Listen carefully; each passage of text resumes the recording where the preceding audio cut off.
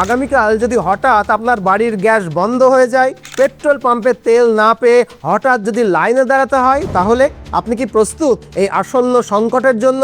কারণ এটা এখন আর শুধু দাম বৃদ্ধির বিষয় নয়, আসন্ন গ্যাস আর তেলের যে ভয়াবহ সংকট আসছে তার প্রভাব পুরো পৃথিবীর ওপরে গিয়ে পড়বে। আর সবচেয়ে বড় কথা, নরেন্দ্র মোদী নিজেই ইতিমধ্যে এমন ইঙ্গিত দিয়েছেন যা শুনলে পরিষ্কার ভারতকেও হয়তো লকডাউনের মতো পরিস্থিতির জন্য আবারও প্রস্তুত থাকতে হতে পারে। हम कोरोना के समय भी एकजुटता से ऐसी चुनौतियों का सामना कर चुके हैं। अब हमें फिर से उसी तरह तैयार रहने की आवश्यकता है। এটা যে শুধু ভারতের সমস্যা এমন নয়, ইতিমধ্যে পৃথিবীর অনেক দেশে তেল গ্যাসের সংকট ভয়াবহ রূপ নিতে শুরু করেছে। কোথাও দাম হঠাৎ করে বেড়ে যাচ্ছে, কোথাও সাপ্লাই চেন ভেঙে পড়ছে, আবার কোথাও সাধারণ মানুষ জ্বালানি পাচ্ছে না বলে প্রতিবাদে রাস্তায় নেমেছে। আর তাই এখন প্রশ্ন হচ্ছে, এটা কি শুধুই একটা টেম্পোরারি ক্রাইসিস, নাকি অলরেডি আমরা একটা বড় গ্লোবাল ক্রাইসিসের মধ্যে ঢুকে পড়েছি, যার প্রভাব সরাসরি আপনার রান্নাঘর থেকে শুরু করে দেশের পুরো অর্থনীতির ওপরে গিয়ে পড়বে? আর তাই আজকের এই ভিডিওটাতে আমরা সহজভাবে এই বিষয়টাকেই বুঝবো। কোনো ভয় ছাড়ানো আমার উদ্দেশ্য নয়। বিশ্বজুড়ে তৈরি হওয়া এই তেল এবং গ্যাসের সংকট আসলে কত ভয়াবহ, কেন তৈরি হচ্ছে এই সংকট, আর সবচেয়ে গুরুত্বপূর্ণ, ভারতের ওপরে এর কতটা খারাপ প্রভাব পড়তে পারে, এর সব কিছুই গভীরভাবে বিশ্লেষণ করব। তো চলুন শুরু থেকে শুরু করি আজকের এই গভীর বিশ্লেষণ। তবে তার আগে একটা স্বীকারোক্তি, এই ভিডিওর মধ্যে একটা ছোট্ট প্রমোশনাল পার্ট আছে, আশা করি সহানুভূতির সঙ্গে বিষয়টাকে বিবেচনা করবেন। দেখুন, আপনারা যারা অপশন ট্রেডিং করেন তারা জানেন যে প্রফিটের একটা বড় অংশই ব্রোকারেজে কেটে নেয়। কষ্টার্জিত টাকা ব্রোকারেজে কেটে নিলে কতটা কষ্ট হয় বলুন তো। আর তাই ভারতে প্রথমবার এই সমস্যার সমাধান নিয়ে এসছে CoinDCX। এখানে ক্রিপ্টো অপশন ট্রেডিংয়ে একদম জিরো ব্রোকারেজ, অপশন কিনুন বা বিক্রি করুন, কোনো মেকার এবং টেকার ফি নেই। আর সবচেয়ে ভালো বিষয়, কোনো লুকোনো চার্জ নেই, কোনো লুকোনো কন্ডিশনও নেই। আপনি যদি আগে নিফটি বা ব্যাংক নিফটি অপশন ট্রেড করে থাকেন, তাহলে CoinDCX অ্যাপের সেটআপ আপনাদের কাছে একদমই পরিচিত লাগবে। নতুন করে আর কিছুই শিখতে হবে না। এখানে ডিপোজিট, ট্রেডিং ও সেটেলমেন্ট সবই সরাসরি ইন্ডিয়ান রুপিতেই হয়। আর একটা সুবিধা হলো ক্রিপ্টো মার্কেট 24x7 খোলা থাকে, তাই আপনি যখন সময় পাবেন তখনই কিন্তু ট্রেড করতে পারবেন। তাছাড়া এখানে ডেইলি, উইকলি, মান্থলি বিভিন্ন ধরনের এক্সপায়ারি অপশনও রয়েছে, ফলে আপনি নিজের স্ট্র্যাটেজি অনুযায়ী ফ্লেক্সিবলি ট্রেড করতে পারবেন। আর আপনি নতুন হলে খুব ছোট ক্যাপিটাল দিয়েই, যেমন 100 টাকা দিয়েই ট্রেড শুরু করতে পারেন অনায়াসে। তাই আপনি যদি সত্যি জিরো ব্রোকারেজে ক্রিপ্টো অপশন ট্রেডিং শুরু করতে চান, তাহলে এখনই CoinDCX অ্যাপটা ডাউনলোড করে একবার নিজেই দেখে নিন। লিংক পিন কমেন্টে আর ডেসক্রিপশনে দেওয়া আছে, এখনই চেক করে নিতে পারেন। তো চলুন এবার মূল আলোচনায় ফিরি। দেখুন, রিসেন্টলি ইন্টারন্যাশনাল এনার্জি এজেন্সির প্রধান তার একটা প্রেস বিবৃতিতে বলেছেন যে ইরান যুদ্ধের কারণে পৃথিবীতে আবার 1973-এর মতো বড় কোনো ক্রাইসিস ফিরে আসতে চলেছে। যারা জানেন না তাদের বলে দিই, 1973 সালে একসাথে দুটো বড় অয়েল এবং গ্যাস ক্রাইসিস তৈরি হয়েছিল। সেই দুটো বড় ক্রাইসিসকে যদি একসাথেও ধরা হয়, তাহলে তার থেকেও বড় একটা গ্লোবাল অয়েল এবং গ্যাস ক্রাইসিস আসতে চলেছে এবছর, মানে 2026-এ। এমনিতেই এখন রেস্টুরেন্টগুলোতে গ্যাস সাপ্লাই আংশিকভাবে বন্ধ রয়েছে, যার ফলে ভারতের বড় শহরগুলোতে অনেক হোটেল, অনেক রেস্টুরেন্ট বন্ধ হয়ে গেছে। আর যেগুলো এখনো চলছে সেগুলো এখন কাঠ আর কয়লার উপরে নির্ভর করে চলছে। তাছাড়া ভারতের অনেক শ্মশানঘাট গ্যাস সরবরাহের সমস্যার জন্য কাঠ দিয়ে মৃতদেহকেও দাহ করছে। ভারতের অনেক বড় শহরগুলো থেকে এমনও খবর আসছে সেখানে কমার্শিয়াল এলপিজি সিলিন্ডারের দাম 1400 থেকে 1500 টাকায় গিয়ে পৌঁছেছে। আর এখন যদি গোটা পৃথিবী জুড়ে 1973-এর থেকেও বড় ক্রাইসিস আসে, তাহলে নিশ্চিতভাবেই গৃহস্থলিতে গ্যাস সাপ্লাই বন্ধ হয়ে যাবে। আর এটা যে হতে পারে তার আগাম সতর্কতা আমাদের প্রধানমন্ত্রী স্বয়ং নরেন্দ্র মোদী কিছুদিন আগেই জানিয়েছিলেন। তিনি বলেছিলেন যে আগামীতে লকডাউনের মতো সিচুয়েশন আমাদেরকে ফেস করতে হতে পারে, এর জন্য তৈরি থাকতে হবে। এখন 2026-এর গ্লোবাল অয়েল এবং গ্যাস ক্রাইসিস কতটা ভয়াবহ হবে আর কীভাবেই বা এই সংকট সামলে ওঠা যাবে সেটা বুঝতে গেলে আমাদের 1973-এর গ্লোবাল অয়েল এবং গ্যাস ক্রাইসিসের ভয়াবহতাটাকে আগে বুঝতে হবে। কারণ বিশেষজ্ঞরা বলছেন 1973-এর তুলনায় এবারের ভয়াবহতা 3-4 গুণ বেশি হবে। তাই চলুন প্রথমেই জানি যে 1973-এর দশকে ঠিক কী ঘটেছিল, কোন ধরনের ক্রাইসিস তৈরি হয়েছিল, কী সমস্যা দেখা দিয়েছিল এবং আজকের পরিস্থিতির সঙ্গে তার তুলনা করলে কেন 2026-এর এই সংকট আরও ভয়াবহ হবে, আরও জটিল, আরও বিপজ্জনক হবে। দেখুন, 1973 সালের অক্টোবর মাসে মিশর এবং সিরিয়া একসাথে ইসরায়েলের ওপরে বড় আকারের আক্রমণ চালায়। এই আক্রমণটা ছিল অত্যন্ত ব্যাপক। মিশর আর সিরিয়ার এই আচমকা যৌথ আক্রমণে শুরুতে ইসরায়েল কিছুটা সমস্যায় পড়ে যায়, বলা ভালো চাপে পড়ে যায়। কিন্তু কিছু সময় পর আমেরিকার সমর্থনে সেই যুদ্ধে আবারও নিয়ন্ত্রণ ফিরে পায় ইসরায়েল। আসলে এই যুদ্ধে একদিকে আমেরিকা ইসরায়েলকে সমর্থন করছিল আর অন্যদিকে সিরিয়া ও মিশর এবং অন্যান্য মধ্যপ্রাচ্যের দেশগুলোকে সোভিয়েত ইউনিয়ন সমর্থন করছিল। ফলে যুদ্ধটা ধীরে ধীরে একটা গ্লোবাল জিওপলিটিক্যাল কনফ্লিক্টে পরিণত হয়ে গেছিল।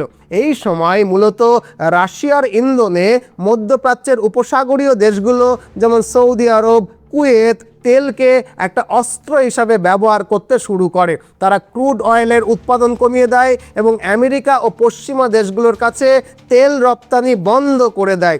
অর্থাৎ আমেরিকা এবং অন্যান্য পশ্চিমা দেশগুলোকে তেল দেওয়া হবে না, এই রকমের কঠোর সিদ্ধান্ত নেওয়া হয়।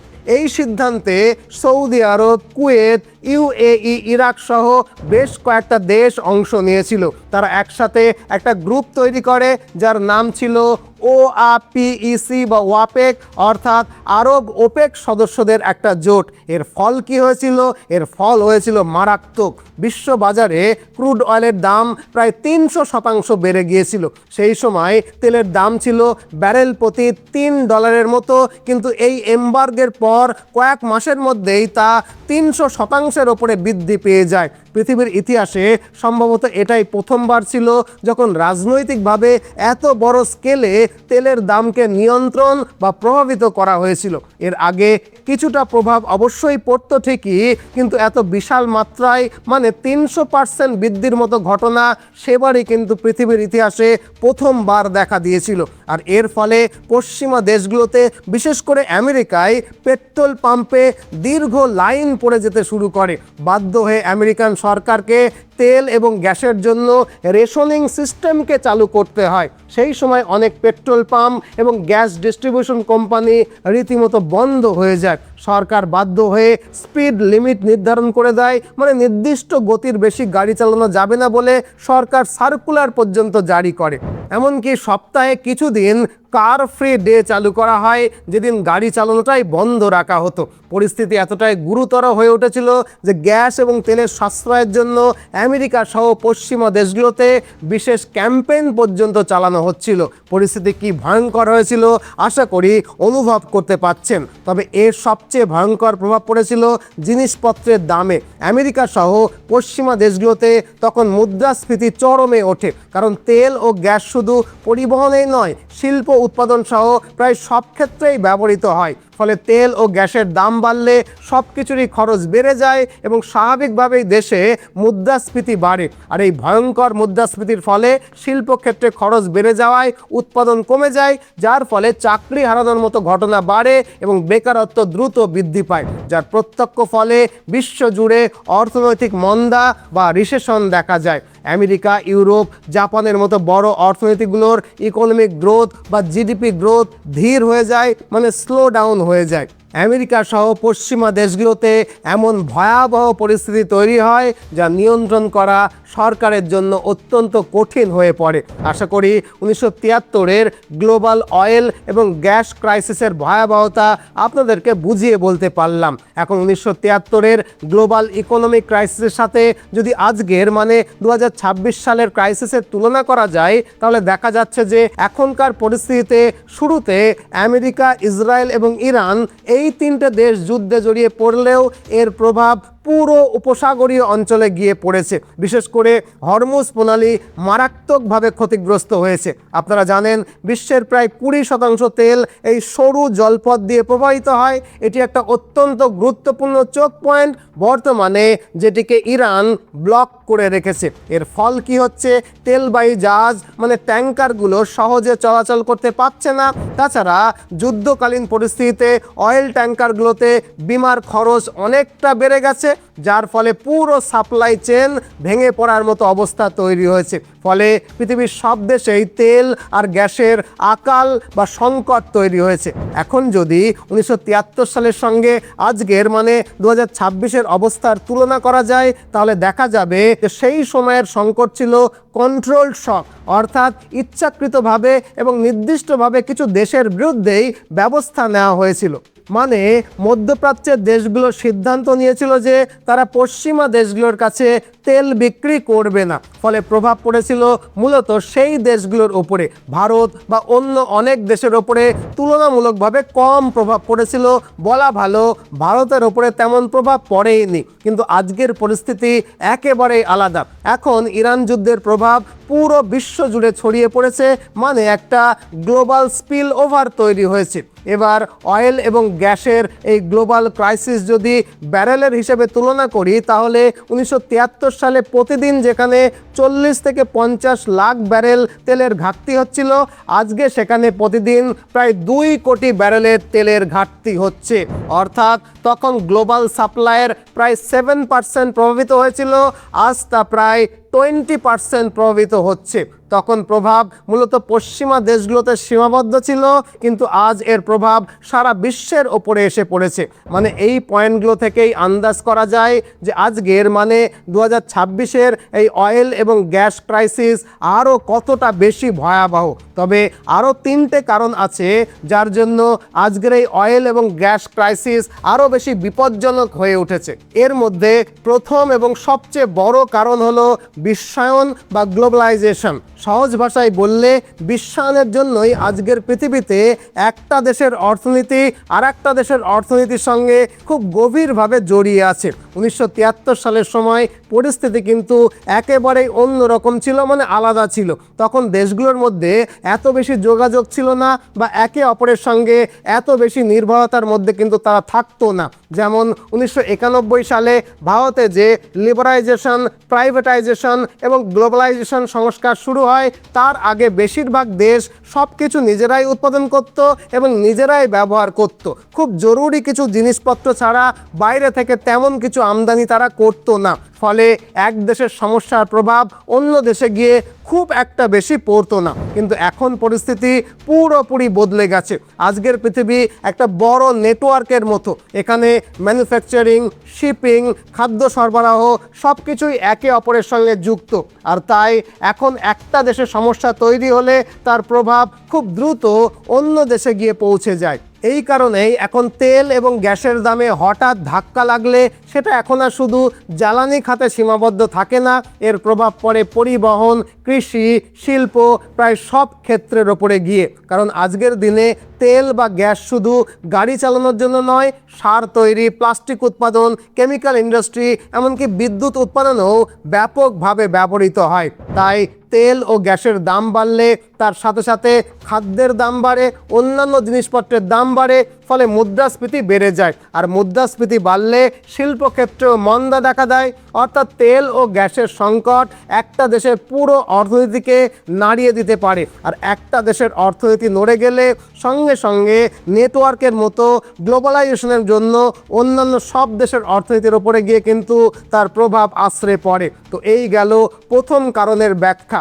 আরও একটা গুরুত্বপূর্ণ বিষয় হলো তেলের বাজার এখন আর আগের মতো সরল নেই। তেল এখন অনেকটাই ফাইন্যান্সিয়াল হয়ে গেছে। সহজ করে বললে আগে তেলের দাম মূলত ঠিক হতো কতখানি চাহিদা আর কতখানি সরবরাহ আছে তার ওপরে। কিন্তু এখন তেলের দাম ওঠানামা করলে শেয়ার বাজারে ট্রেডিং, ফিউচার্স, বড় বড় মিউচুয়াল ফান্ড, হেজ ফান্ড সব কিছুর ওপরেই ওই তেলের দামের ওঠানামার প্রভাব গিয়ে পড়ে। 1973 সালে কিন্তু এই ধরনের কোনো প্রভাব ছিল না, কিন্তু এখন তেলের দামের সঙ্গে শেয়ার বাজার সরাসরি সংযুক্ত। তাই তেল ও গ্যাসের দামে ধাক্কা লাগলে শেয়ার বাজারেও তার ধাক্কা লাগে। আর আমরা সবাই জানি আজকের দিনে শেয়ার মার্কেটের ওপরে দেশের অর্থনৈতিক স্থিতি নির্ভর করে। তাই তেলের দাম নড়াচড়া হয়ে গেলে শেয়ার বাজার নড়াচড়া হয়ে যাবে, আর তার ফলে গোটা দেশের অর্থনীতি কিন্তু নড়াচড়া হয়ে যাবে। তো এই তো গেল দ্বিতীয় কারণের ব্যাখ্যা। এরপরে আসি তৃতীয় গুরুত্বপূর্ণ বিষয়, যেটাকে বলা হয় এনার্জি ট্রানজিশন প্যারাডক্স। আমরা এখন সবাই বলছি যে ধীরে ধীরে নাকি নবায়নযুক্ত শক্তি মানে রিনিউয়েবল শক্তির ব্যবহার, যেমন সৌরশক্তি বা বায়ুশক্তি ব্যবহারের দিকে আমরা নাকি এগোচ্ছি, কিন্তু বাস্তবতা হলো এখনও আমাদের দৈনন্দিন জীবন এবং অর্থনীতির অনেকটাই কিন্তু সেই তেলের ওপরেই নির্ভর করে আছে। মানে মুখে বলছি দেশে রিনিউয়েবল এনার্জির ব্যবহার বাড়ছে, কিন্তু বাস্তবে আমরা অয়েল এবং গ্যাসের ব্যবহারই করছি। এটাকেই বলা হয় এনার্জি ট্রানজিশন প্যারাডক্স। যদিও প্রায় 50 বছর আগে বিশ্বে মোট এনার্জির প্রায় 46% তেল থেকে আসতো, এখন সেটা কমে প্রায় 30% হয়েছে ঠিকই, কিন্তু একটা বড় ব্যাপার হলো এখন মোট এনার্জির ব্যবহারের পরিমাণ কিন্তু অনেকখানি বেড়ে গেছে। ফলে শতাংশের হিসাবে কমলেও বাস্তবে তেলের ব্যবহার এখন অনেক বেশি এবং তেলের ওপরে আমাদের নির্ভরতাও এখন আরও বেশি। অর্থাৎ আমরা পরিবর্তনের পথে থাকলেও এখনও পুরোপুরি তেল থেকে বেরিয়ে আসতে পারিনি। আশা করি এই বিষয়টাকে আপনাদের ঠিকঠাক বুঝিয়ে উঠতে পারলাম। আর এই তিনটে পয়েন্ট থেকে এটা ক্লিয়ার হলো যে এবারের অয়েল এবং গ্যাস ক্রাইসিস 1973-এর সংকট থেকে অনেক বেশি ভয়াবহ, অনেক বেশি বিপজ্জনক, যার ধাক্কায় ভারতের অর্থনীতি পর্যন্ত নড়ে যেতে পারে। এ তো গেল এবারে তেল ও গ্যাস সংকট কতটা ভয়াবহ তার ব্যাখ্যায়। এখন প্রশ্ন হচ্ছে এই সংকট কাটিয়ে ওঠার জন্য ভারত সহ পৃথিবীর অন্যান্য দেশের সরকারগুলো কে কী পদক্ষেপ নিচ্ছে।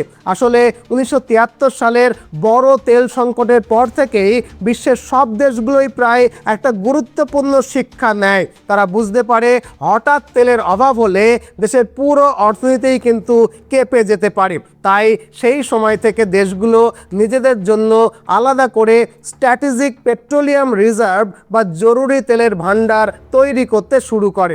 এই স্ট্র্যাটেজিক পেট্রোলিয়াম রিজার্ভ আসলে একটা দেশের জরুরি তেল ভান্ডার, যেটা সরকার আগে থেকেই জমা করে রাখে, যাতে যুদ্ধ, আন্তর্জাতিক সংকট বা হঠাৎ তেলের সরবরাহ বন্ধ হয়ে গেলে দেশ থেমে না যায়। ভারতের মাটির অনেক নিচে শক্ত পাথর কেটে তৈরি করা বিশাল বিশাল গুহার মধ্যে সংরক্ষণ করা হয় এই তেল। এই গুহাগুলো প্রায় 100 থেকে 150 মিটার গভীরে থাকে এবং কয়েক কিলোমিটার পর্যন্ত লম্বা হতে পারে। ভারতের এই স্ট্র্যাটেজিক রিজার্ভে বর্তমানে 53.3 লাখ টন তেল মজুত রয়েছে, যা দিয়ে প্রায় 9 থেকে 10 দিন গোটা দেশ চলতে পারে। এর সঙ্গে তেল কোম্পানিগুলোর বাণিজ্যিক মজুত যোগ করলে মোট মিলিয়ে প্রায় 75 থেকে 80 দিনের তেল সরবরাহ ভারতের হাতে কিন্তু অলরেডি রয়েছে। যাই হোক, যেটা বলছিলাম, 1973 সালের বড় তেল সংকটের পর বিশ্বের দেশগুলো নিজেদের জন্য আলাদা করে স্ট্র্যাটেজিক পেট্রোলিয়াম রিজার্ভ বা জরুরি তেলের ভান্ডার তৈরি করতে শুরু করে। এর পাশাপাশি জ্বালানি বাঁচানোর উপরেও জোর দেওয়া হয়। আবার 1974 সালে মানে পরের বছর তৈরি হয় ইন্টারন্যাশনাল এনার্জি এজেন্সি, যাতে ভবিষ্যতে এমন সংকট হলে দেশগুলো একসাথে সেই সংকটকে মোকাবেলা করতে পারে। আর তাই আজ বর্তমান সময়ে মানে 2026 সালে আমরা এমন একটা সংকটজনক পরিস্থিতিতে রয়েছি যেখানে সেই জমিয়ে রাখা রিজার্ভ তেল বড় পরিমাণে বাজারে ছাড়া হচ্ছে।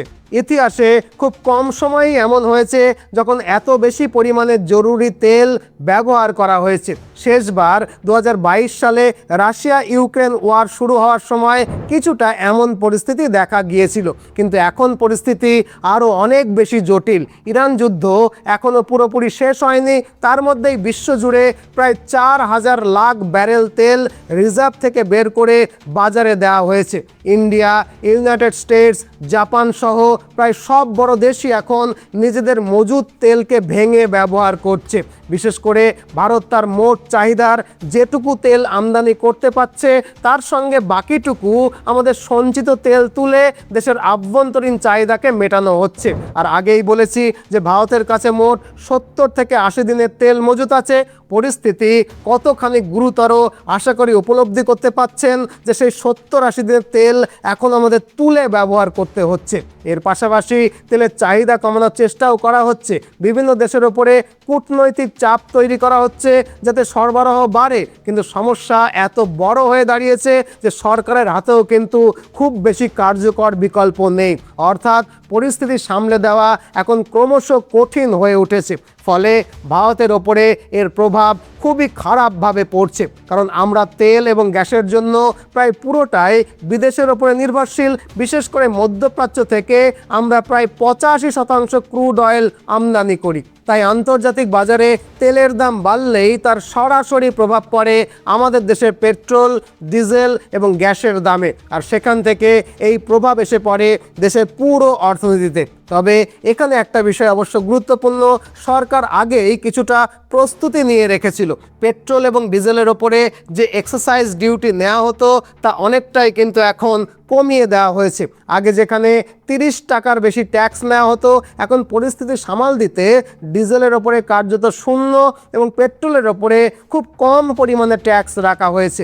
এর ফলে এখনও ভারতে তেল এবং গ্যাসের দাম হঠাৎ করে খুব বেশি বাড়েনি, কারণ আগে যখন দাম বেশি ছিল তখন তার ওপরে বড় অংশটাই ছিল কিন্তু ট্যাক্স। তাই সরকার এখন ট্যাক্সটাকে কমিয়ে সাধারণ মানুষকে কিছুটা হলেও স্বস্তি দিচ্ছে। কিন্তু প্রশ্ন হলো, এইভাবে ট্যাক্স কমিয়ে আর কতদিন তেল বা গ্যাসের দামকে নিয়ন্ত্রণে রাখা যাবে? পৃথিবীর অন্যান্য দেশের দিকে তাকালে দেখা যাচ্ছে অনেক দেশেই ইতিমধ্যেই তেল ও গ্যাসের দাম অনেকখানি বেড়ে গেছে। যেমন ভিয়েতনাম এবং নাইজেরিয়াতে প্রায় 60% পর্যন্ত দাম বেড়েছে, পাকিস্তানে দাম বেড়েছে 25%, ইউনাইটেড স্টেটসে পর্যন্ত 17% দাম বেড়েছে পেট্রোল এবং গ্যাসের। আর এখন যদি আন্তর্জাতিক বাজারে ক্রুড অয়েলের দাম বাড়তেই থাকে তাহলে ভারতের জন্য পরিস্থিতি আরও অনেক বেশি চ্যালেঞ্জিং হয়ে উঠবে।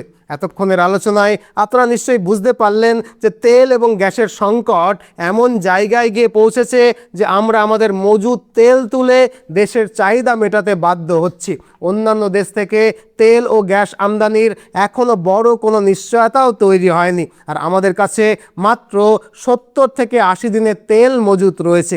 পরিস্থিতি কোন দিকে যাবে এটা এখনই নিশ্চিত করে কিছু বলা যাচ্ছে না, তাই পরিস্থিতিকে আমাদের সকলকেই নজরে রাখতে হবে। আশা করি এই পুরো বিষয়টা খুব পরিচ্ছন্নভাবে আপনাদেরকে বুঝিয়ে বলতে পারলাম।